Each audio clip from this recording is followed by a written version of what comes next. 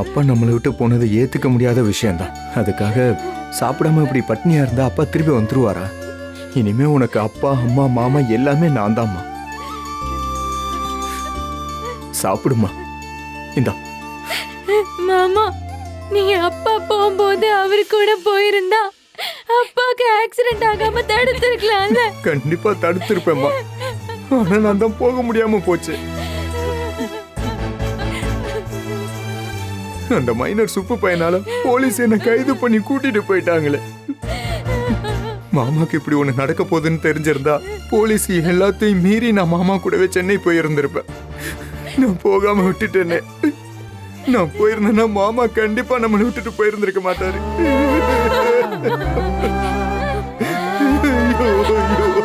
ஐயோ மாமா, என்னப்பா பிள்ளைங்களுக்கு ஆறுதல் சொல்லுன்னு பார்த்தா நீ கூட சேர்ந்து அழுதுகிட்டு இருக்க.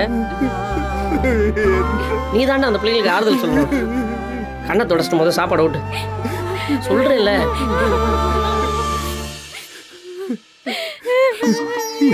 அப்பா வேணும் மாமா. திவ்யா, நம்ம குடும்பத்திலே நீதாம்மா படிச்ச பொண்ணு.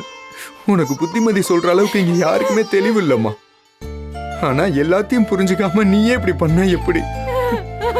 நீ நல்லா படிச்சு பெரிய ஆளா வரணும்னு அப்பா எவ்வளவு கனவு கண்டிருப்பாரு. அந்த கனவை நீதானே நிறைவேற்றணும். சாப்பிடுறான், சாப்பிடு. வேணாம் மாமா. இப்ப நான் என்ன பண்ணா நீ சாப்பிடுவ?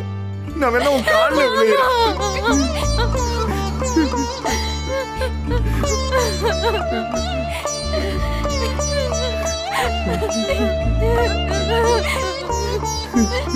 சாப்பிடுமா.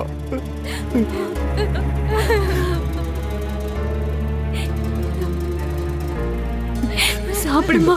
சாப்பிடு. அம்மா தாரணி, நீ வாமா.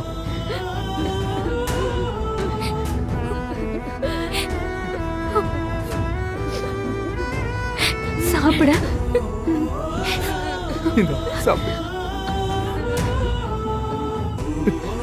இந்த மீனாட்சி சாப்பிடு. வேண்டாம் மாமா, சாப்பிடுக்கா.